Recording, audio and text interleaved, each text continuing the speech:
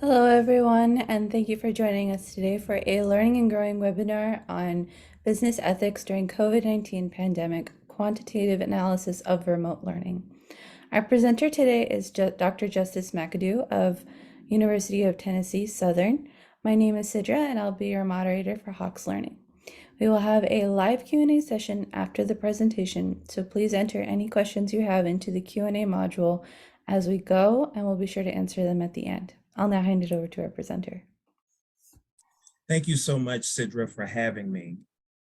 I really enjoy having the opportunity to share with you guys basic instructional methods that I've gathered during this pandemic.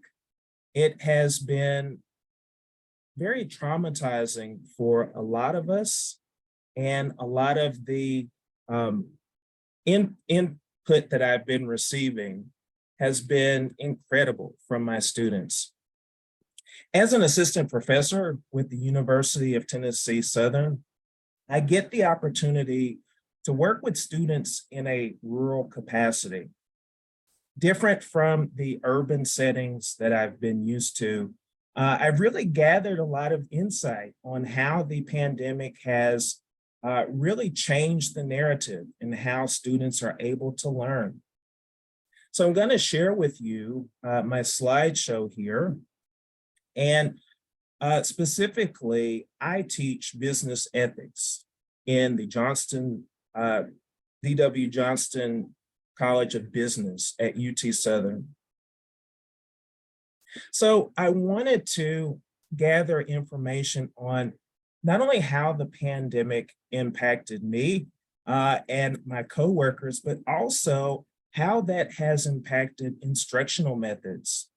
So as you know, it has been a very trying time for all of us. And we really, as educators, had no preparation for such trauma to the system. So the COVID-19 pandemic has impacted our school based on the technology that we've adopted, the ways that we deliver instructional materials, and having the ability to change with a dime's notice has really given us educators more tools in our framework to use. So given the uncertainty of the pandemic that we're still experiencing 3 years later, it is very important to understand how that has impacted our students. And as you know, many of the students that we have at my university, for example, are working full-time. Some of those students have children. They have obligations that really prevent them or may prevent them from getting a full and comprehensive learning experience. So how do we measure those impacts? What are the components that we want to use as educators? And more importantly, what can we learn from our students? What can we learn from our students? So given the variety of new technology that has been invented and implemented since the pandemic, has really made the environment for learning much more inclusive. And the key here, at least from what I've found, is student access.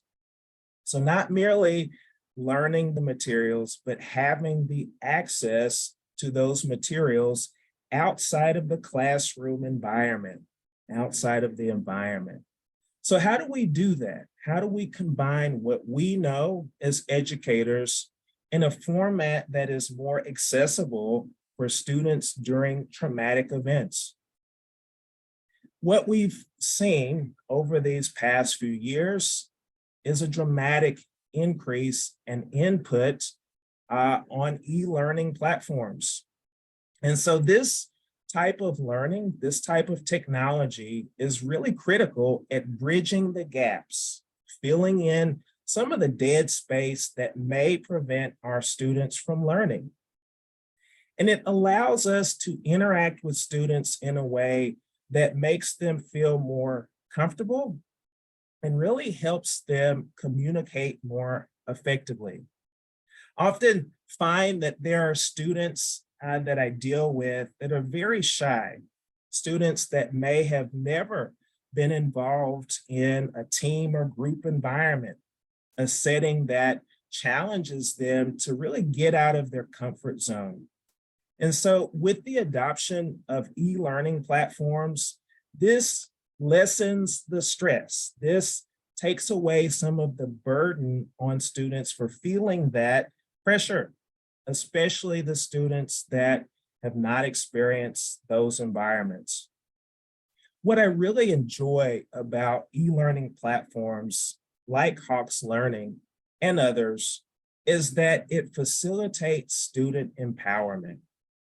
Sometimes it's not what you know, but it is how you learn it, how it is presented to you.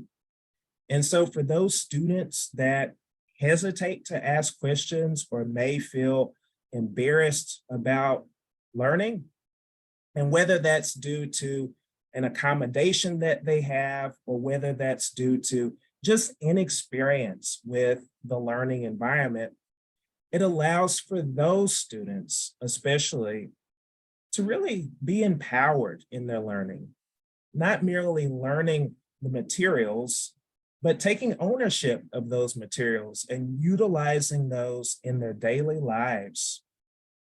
For example, and here's one of the great aspects of the e-platforms that I've found. They can easily be integrated online. So whether a student is working, has to be away from the office or out of a physical classroom environment, they can pick up their smartphones, they can use their tablets, laptops, whatever mobile device helps them learn on the go. And as you know, we're all busy professionals with our own lives. And from time to time, that may be overwhelming in terms of time management. So what I've found is by integrating these online platforms, it helps traditional and non-traditional students become more empowered in their learning. And it also improves my teaching. For example, I've often impacted students in the classroom in a physical space, face-to-face, in person for many years.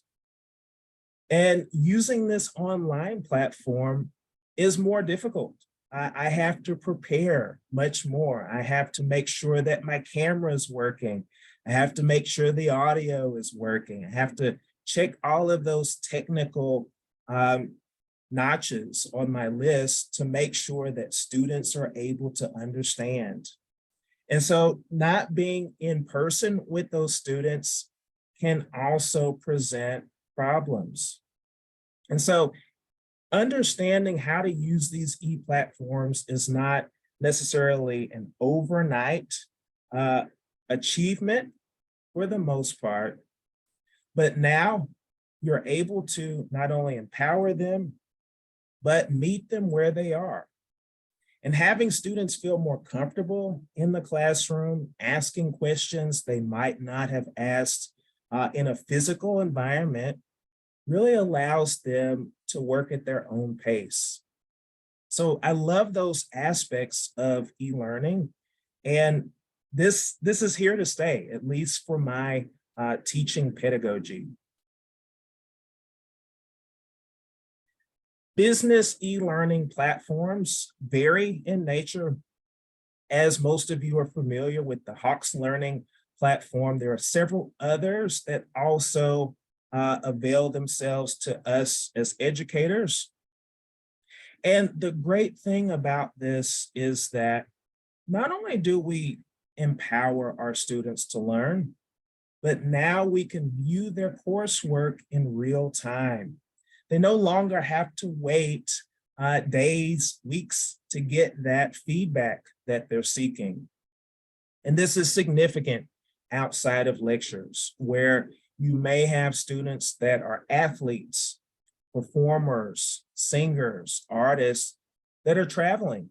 And, if they don't have a physical classroom space, now with their mobile device, whether they're in a hotel room, library, at an event, they can access the lectures. And I pay special attention to that. I make sure that the lectures I present are recorded, are recorded. And some of my students have really praised that aspect of e-learning. Some of them are never really available to sit in the classroom space due to those prior commitments. But that should not be the barrier that stops them from learning.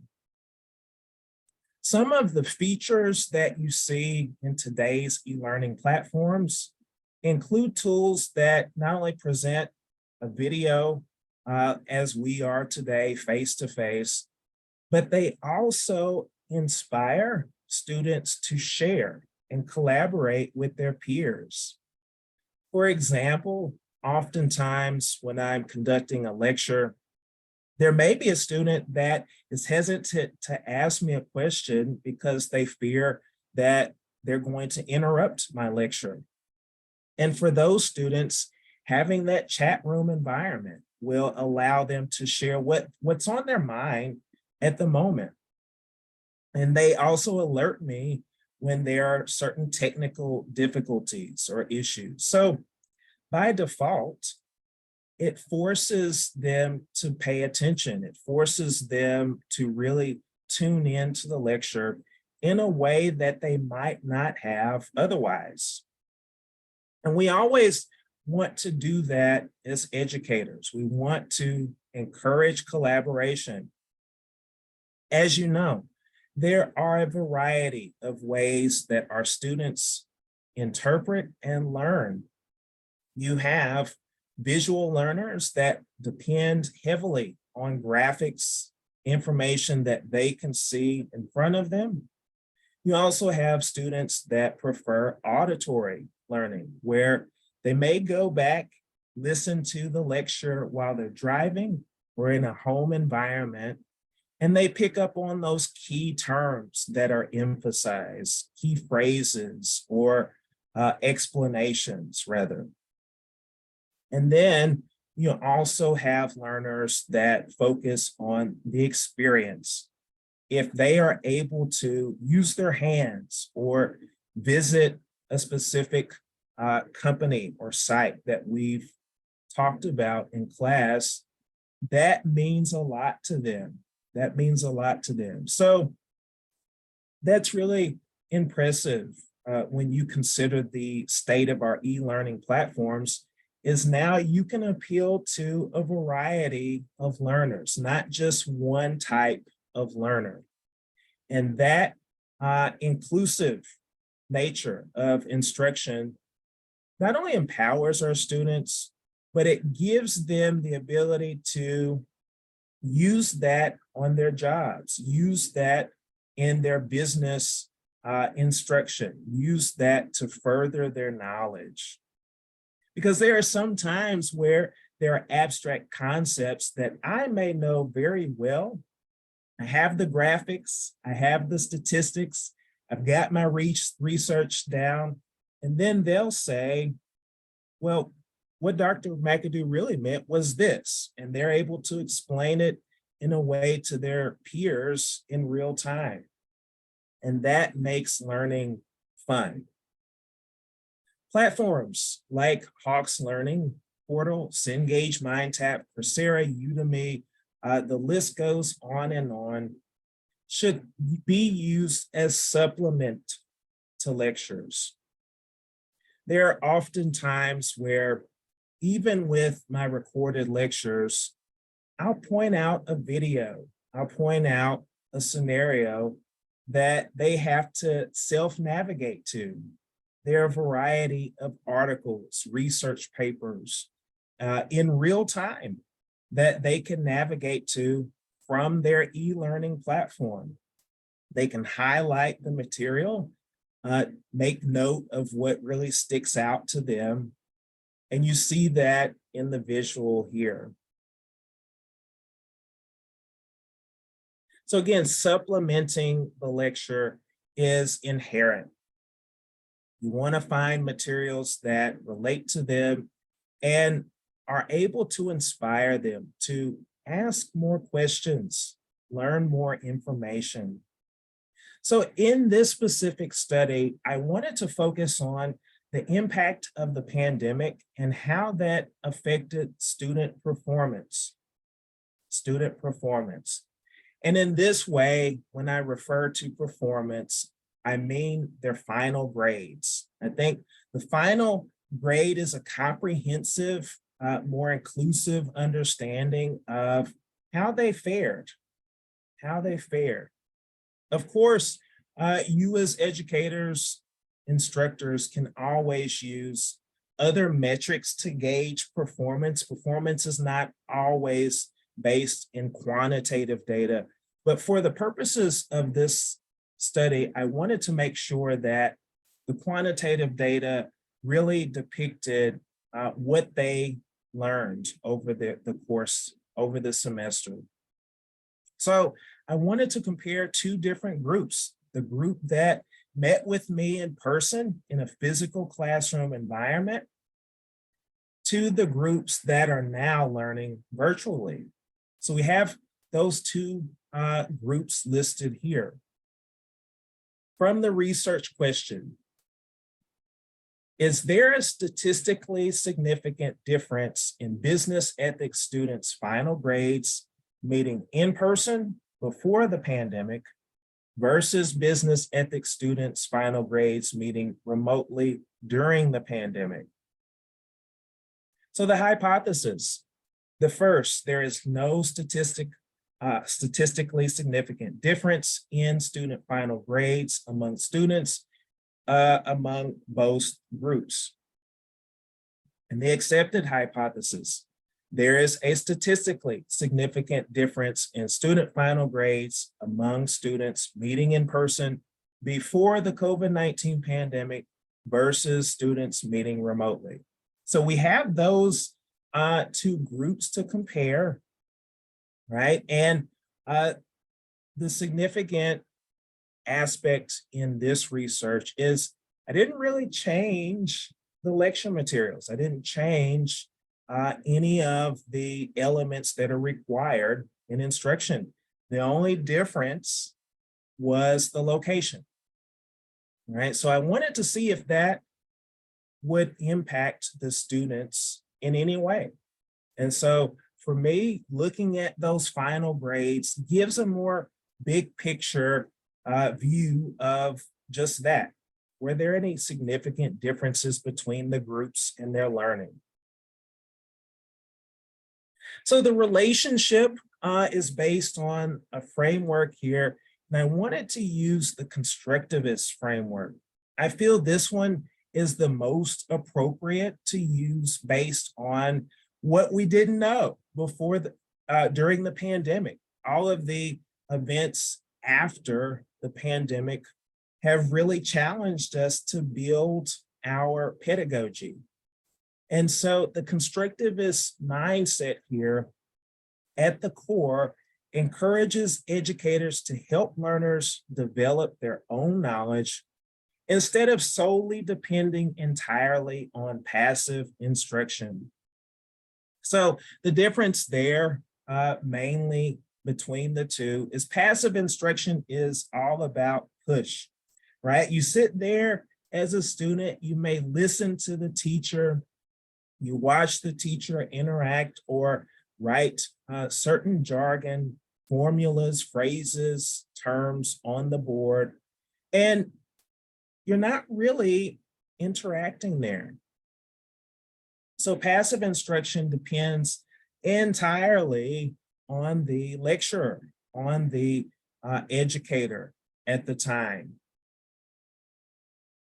Using a constructivist mindset is the opposite. I want the students to build their own jargon. I want them to build their own tools. I want them to use what I've taught them, the lecture that they've listened to encourage them to work on assignments on their own. And so a constructivist individual mindset would include more than just passive learning, more than you simply as a student listening to the instructor, but rather collaborating, participating, sharing what you've learned in real time, asking questions, and ultimately that builds the pedagogy much stronger.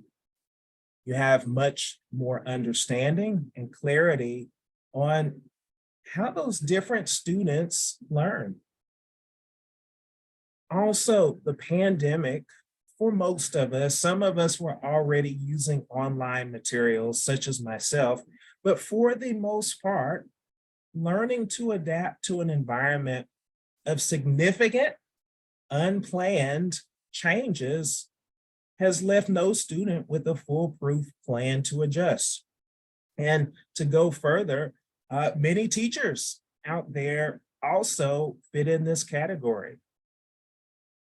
So being caught off guard, not being prepared for this type of event has really challenged us as educators to take a look back, evaluate what worked, what didn't work, and what can we do to help move the narrative? What can we do to help include more students, make students feel that no matter where they are or what challenge they encounter, ultimately they have the support to continue on.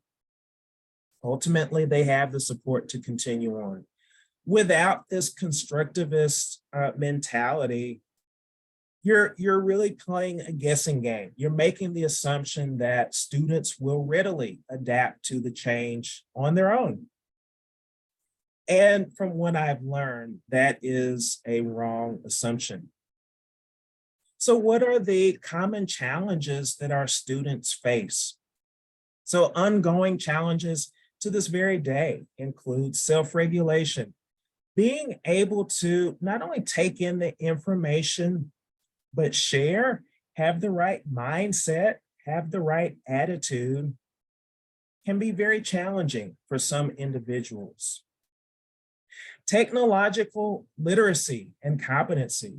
Man, this one was huge. If you go back even before the pandemic, there were many students of mine that don't have a computer, don't really have solid or stable internet. And for those students, the mere idea of using that technology, using a laptop, mobile device, what have you, took some time for them. So we see there a great barrier, especially for students in a rural area such as our institution, is technology and making sure not only do they have access to the technology, but do they understand how to use it? Do they understand how to use it? And is there enough time to teach students to use the technology in a way that helps them? And that's very critical. That's one of the biggest barriers to learning, especially since the pandemic, is technological literacy. Also, student isolation. And many of you out there have likely experienced this or know students that are often challenged in this way. Students that were used to, before the pandemic, hanging out with their friends, meeting them for lunch, playing specific sports. We take that for granted. And as educators, this pandemic has challenged us to also consider where students learn and the isolation of impact of their learning. Does that challenge them to learn? So being isolated looks like this. During the pandemic, many of our students were placed in quarantine, either due to illness or because they didn't want the students to congregate in physical spaces. So imagine that this is your first time away from home and you're on a campus that you're not familiar with. You're in a very rural location, not many activities or urban centers around, and you're all alone. And now your teacher has told you that you have to complete 3 or 4 assignments by the end of the week, right? And so you as a student being in isolation may feel some stress, may feel some anxiety there. So the mere aspect of being alone also has been challenging for many students. Not having that interaction on a daily basis, not seeing their friends or family members can make them feel depressed or make them harbor negative emotions. So we want to consider that. We want to make note of that. And how does that, just being alone, impact whether a student is motivated to complete the work? Looking at their self-efficacy, do they believe they can do the work? And lastly, their self-esteem. Do they feel confident enough to continue under the traumatic circumstances? Technological sufficiency. So this is very similar to literacy and competency in the fact that, do you have access to technology, but also, is it enough? Is it enough to simply have a laptop? Is it enough to have an internet speed that is good enough to read the textbook, but may not be strong enough to support videos or audio? So measuring that also is something that we as educators should absolutely consider. Do the students have enough technology at their fingertips? With our institution here at UT Southern, we provide a variety of ways for students to access technology. We have a whole technology office where they can check out mobile devices. We have our on-campus library that also will allow students to check out devices as needed. And so the sufficiency aspect from that standpoint is greatly improved. It is greatly accessible for our students. So even students that don't have the money, are not able to afford having a brand new device, can still have access to those that we have on campus. Online research databases. And this is another aspect that is critical for learning and research purposes. Not merely having the students go physically to a library, but also being able to chat with a librarian virtually. Having the access to an online database of reference materials, no matter what they're learning, no matter the course they're in, also is critical. Also is critical. Technological complexity. Technological complexity.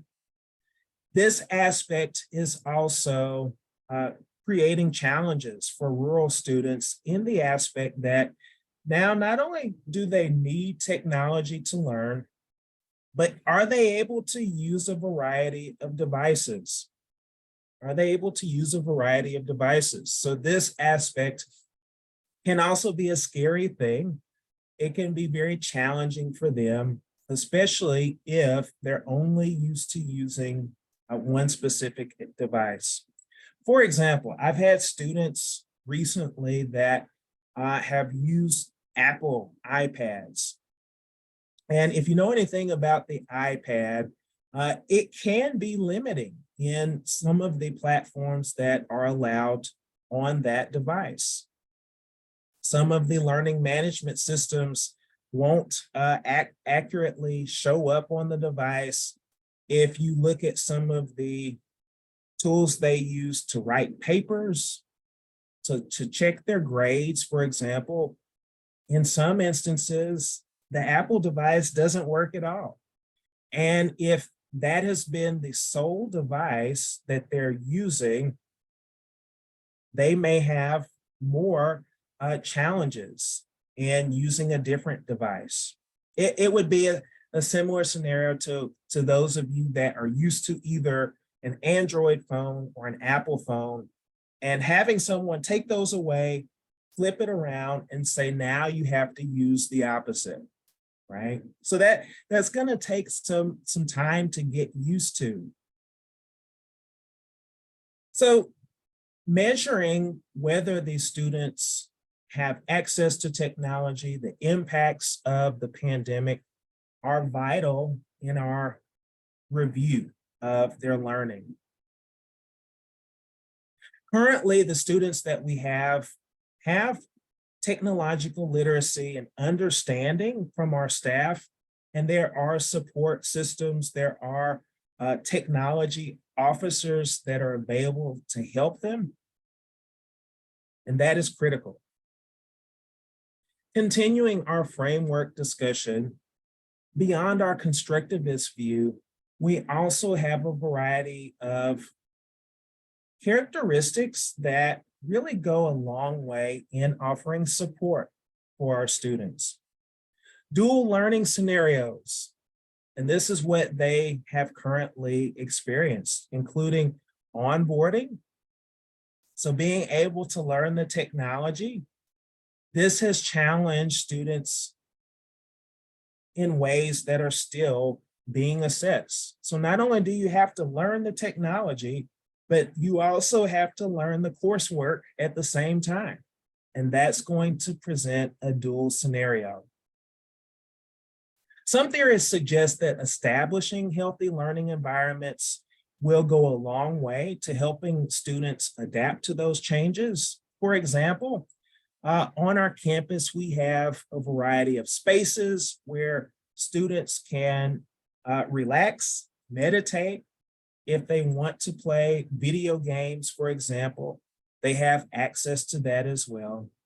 But more importantly, having the faculty and staff to give them support also impacts their learning. So again, looking at their performance from the qualitative factors, these were secondary. I didn't interview any students or have any surveys that I gave them, but adding that secondary data also is very helpful. Here are the methods that I use. So I used a quantitative approach with an ANOVA, one-way ANOVA, and using this approach, I was able to compare the two groups, the in-person group before the pandemic and the virtual group during the pandemic. Each group consisted of 44 students for a total sample size of 88 business students. The student data that I used has been de-identified, so you won't see any names or specific information that might implicate the student personally, and that's very critical in this type of research, considering that we are a small institution. And the reason why, again, I didn't use descriptive demographic information was for protective reasons. The grades consisted of a variety of subjects: assignments, tests, quizzes, presentations, and of course, class participation. And that is what is reflected in their final grade. Looking at specifically each sample, from the demographic information, there were 56 male and 32 females. They consist of a variety of majors. At our institution, we have 3 of those: accounting, management information systems, and also management majors. And the ages range from 18 to 60. The students that I used in the study have been engaged in distance learning for at least 2 terms, both synchronous and asynchronous. The specific category of students here, like I mentioned at the beginning, are rural, low to middle income groups, and they have minimal access to technology, right? So they have the basics: computer, laptops, mobile devices, and sufficient internet.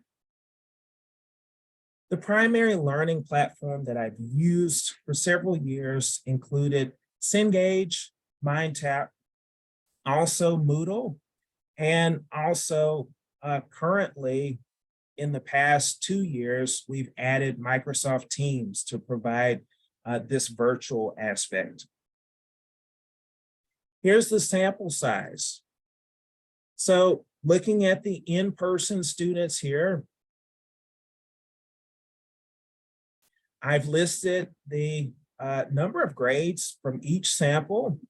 And so as you see, they range in the general B to A range. I have a few students that didn't do so well, and those are also listed here. But you see the grades overall between each groups. Each group, for example, are largely similar. They're largely similar.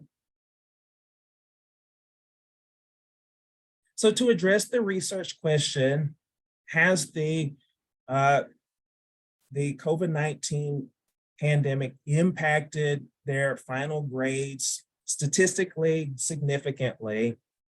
I use both quantitative and qualitative analysis. So for the quantitative analysis, I entered those 2 sample sizes in an Excel spreadsheet. Then I computed the mean scores, and I ultimately used those mean scores to determine whether there was also a significant deviation from those means. The mean final grade for the in-person group was 91.36. So this is that first group before the pandemic, while the group during the pandemic consisted of a mean final grade of 91.59. So very similar final grade averages, what we see there. The standard deviation included 4.9, and that was between both groups. The F ratio equals 0.075, while the p-value equals 0.785. And having that p-value be greater than 0.05 tells me that the results are not significant. There are no statistically significant inferences based on the quantitative data that we see. And that is very significant in terms of understanding whether what you're doing as an educator is working, whether what you're doing is working. And so having that evidence, that quantitative data really gives a bigger picture, gives an understanding, and almost a confidence within yourself to say, hey, you can do this, you can adapt to change, and it may not be so scary the next time because now we'll be more prepared for that. We'll be more prepared. So the following slides have other statistics that also support what we found in our analysis. All right, so if you look at the sum of squares that's mentioned here, the degrees of freedom as well, between the treatments, you see that sum of squares is 1.1. So again, very similar statistics that we see within the treatment, right? You see this score here.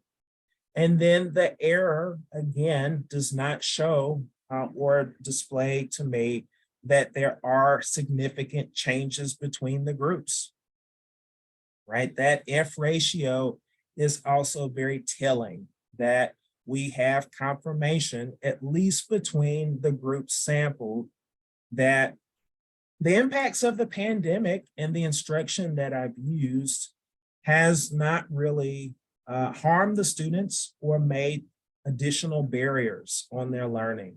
So it's very inspiring to understand that. Also, the summary of data. These are also supporting statistics that we see that also indicates or would indicate whether there are significant differences. And as you see, the standard deviation between the treatments are within range. If you look at the mean or the averages between each group, they also are very similar. They're very similar.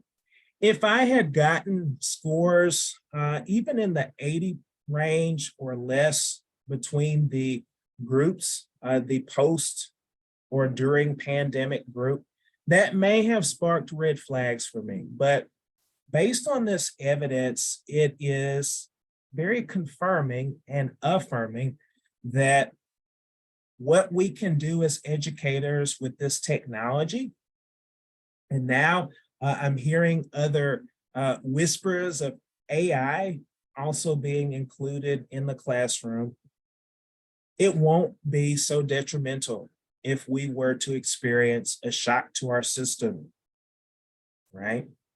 So remote learning, virtual learning can work. It can provide students a much needed boost in their self-esteem, not just in the classroom, but also in their professions, in their personal lives. And they can be proud to say that they've learned that skill. They're able to now communicate and use that technology to their advantage. So again, to recap, the study investigated students' online learning experience in higher education, and specifically UT Southern here. Given the challenges of the pandemic, we wanted to understand if those challenges impacted students' final grades. All right. And as we see from the evidence, we can't really justify that. We cannot say that the pandemic, from this class perspective, impacted their grades significantly based on the stats. Now, of course, this doesn't include questions or surveys on their anxiety, time management, that type of thing. Of course, we all experience changes there, but more importantly, did that impact their grades to the point that it might have prevented them from moving forward? And so we can't say that here, and that is absolutely a great thing. So in our discussion, the findings have revealed that virtual learning can work for our students despite the challenges that they face. And even with those challenges, because they're so uncertain, they're unplanned, we don't really know when they're going to happen. Now we can use this as a learning opportunity. This is a teaching lesson for us as educators to really dig deeper and not only focus on what we teach the students, but also how we teach to the students. Being inclusive, providing them multiple ways, avenues of being able to access new information in real time, on their own time, in their schedule, can make students much more productive and make them much more well-rounded. The greatest challenge that I gathered here based on this study was their learning environment, right? Their learning environment significantly impacted whether certain students would be able to continue or not. Being at home sick with an illness that you don't know much about is not only difficult from a functional level, but it's also difficult from a hope or coping level. And that's what we found here. So the least challenge, fortunately, for our institution was actually technological literacy and competency. Our students have been using this technology for years. And so using this technology did not really challenge them in terms of their learning. In the future, I would definitely like to see more input on the qualitative aspects of e-learning before and during the pandemic.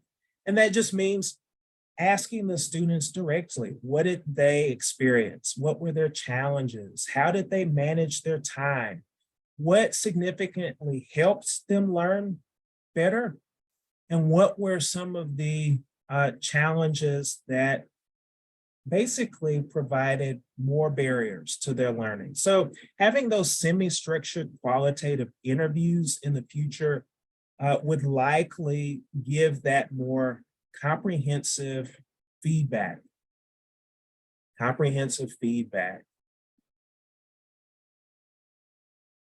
Being an educator in this day and age has a whole host of challenges. Our students are really resilient from what I've found, and it's very inspiring to understand their resiliency.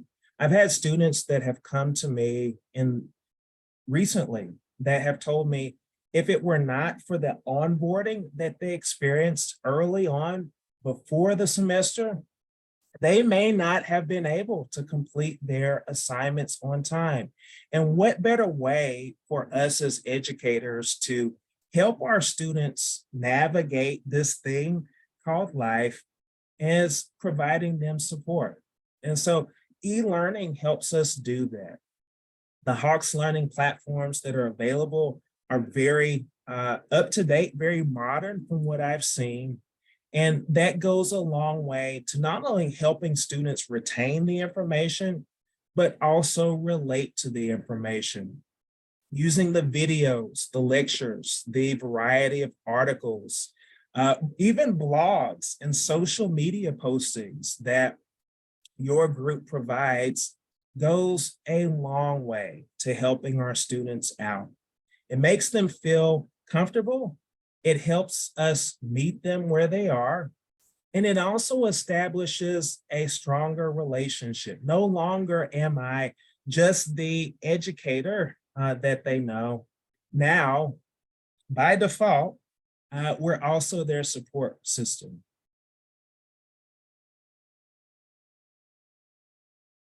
We're also their support system. So without further ado, if there are any questions that you guys have, feel free to ask those in the chat. And if there are any questions that we've already had written down, that would be also a great thing to answer. Absolutely. So we have a couple of questions. What are the biggest obstacles facing students who learn remotely? Yes, a great question. The biggest obstacles that I've witnessed would absolutely be the learning environment and students' ability to manage time. So often our students, even before the pandemic, really never experienced the proper ways or tools to help them manage their time. And so now if you put them in an environment that's new, that's different, that they don't really know anything about, that can be scary for them. And so really looking at the environment they learn in has impacted their learning significantly, whether they're in a rural location, urban location, physical classroom space, or in some cases, I've had students that have had to use restaurants or public places to access their internet. So the environment before introducing the lecture material, the environment itself can be very challenging for them. That makes sense. Thank you. Um, Next question we have is, how can educators use technology onboarding to prepare students for remote learning? Yes, very, very telling and very relatable question. It is absolutely inherent, no matter what institution that you currently work in, you want to make space for student onboarding to learning. Learning how to use a laptop, learning how to use a mobile device, learning how to access the learning platform. How do you access certain assignments? When are you supposed to turn the assignments in? And the onboarding process is critical. This is the point where students really separate from the rest. If there are students out there that have not had that onboarding, it really starts to show up early on in their performance because they'll likely say, oh, I'm too embarrassed to ask the question now. My teacher or educator will think that I'm dumb. And so without that onboarding, you might have those scenarios where students are afraid to even ask you how to access the information because they may feel embarrassed. So giving the tools to them early on, having faculty members or staff readily available to help them use those tools, use the e-learning platform, goes a long way to building their confidence and helping them complete their course. Perfect, thank you. The last question we have is, what are future implications of this research? Absolutely. Great question. So the future implications of this research can lay the groundwork towards having a more comprehensive and inclusive learning environment for our students. I mentioned the fact that we have various learning styles. We have various personality types. There are a whole host of personality surveys, questionnaires that tell us more about ourselves, but also how we learn. And so, using the pandemic as a learning tool, what I've learned is that you cannot make assumptions about what students already know. You want to provide a variety of tools that help them navigate those changes, whether it be a natural disaster, a pandemic, an economic recession, those types of things happen unexpectedly from time to time, and giving them more freedom, more inclusivity, the ability to make their learning what they want it to be. Using that constructivist framework helps them build their own pathway to learning. And now they can use that in their jobs. They can be proud and empowered in their personal lives around their family and their friends. And of course, it's impressive to be able to use this information when so many individuals in our society don't have the access to that. So absolutely, the future implications would be as well. Another focus on artificial intelligence and how do we include that in our learning, embrace it rather than try to fight it. Awesome. We have a couple more questions. Sure. Given that time management is such a critical factor, how can we help students develop this? Yes, and time management for students is not only critical, but it's highly subjective. If you have students that are athletes or performers, as I've stated, you want to give them advance notice on their due dates for assignments. For example, I've had students that play baseball and softball, and many times they are traveling with their teams. They're traveling to places very far away on a bus or on a plane. And you as the educator want to be proactive. Don't let them miss assignments simply because they failed to communicate that they were traveling. So one of the things that I do is I make a point to email or communicate with their coaches, email, communicate with their advisors. Find out in advance where they'll be. And then the question that I ask them when I know that they'll be away from the classroom is, what is your plan to complete the assignment? Throw it back on them. Challenge them to create a plan so that way they feel accountable and don't necessarily miss those due dates. So you feel that it is the responsibility of the student to take accountability? Absolutely. And we as teachers must be proactive in helping them achieve that. It's not solely up to them, but we also can be a support network for them. Perfect. So what is your view of hybrid and high flex models? And is this the best of both worlds or the worst of both? Absolutely. So in the business setting, in my learning, what I've gathered is the hybrid model can work to students' benefits in terms of making them feel that there's no one way or one size fits all way to learning. I think, based on what I've seen, is that it works well with students that are non-traditional.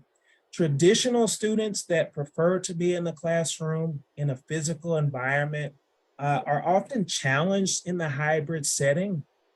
One, based on time management, and two, based on that onboarding that I referred to.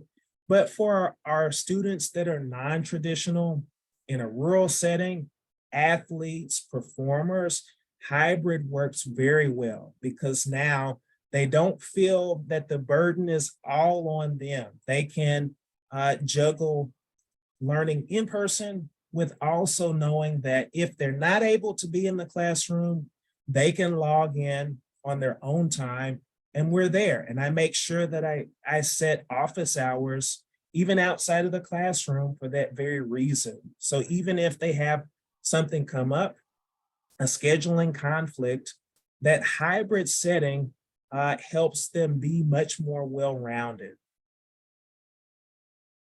Awesome, thank you. Do you have any closing remarks? Sure. Thank you so much, Sidra. This has been an engaging and welcoming opportunity to share what I've learned with you all as educators and support systems. And I look forward to doing this again. So absolutely, we can all be inspired from each other. And the more that we share on the do's and don'ts of what we've learned during this traumatic 3 years, the better. So absolutely, thank you for having me. Awesome. No, thank you. And thank you all for attending our session today. We will be emailing you a link to view the recording of this webinar once it's available. If you or any of your fellow instructors are interested in presenting for our Learning and Growing webinar series, please submit your proposals to the Learning and Growing website, which I'm going to go ahead and link in the chat now for easy access. All right. And to learn more about Hawks Learning and how you can make a positive impact on your teaching and your students' learning, please use the links that I'm going to go ahead and put in the chat now to request an examination copy of our course materials or to schedule a software demo. So give me one quick second. I will link that in here for you all as well. And also make sure to take advantage of our comprehensive instructor resources to elevate your classroom experience. And I hope everyone has a great rest of the day. Thank you all for attending the webinar.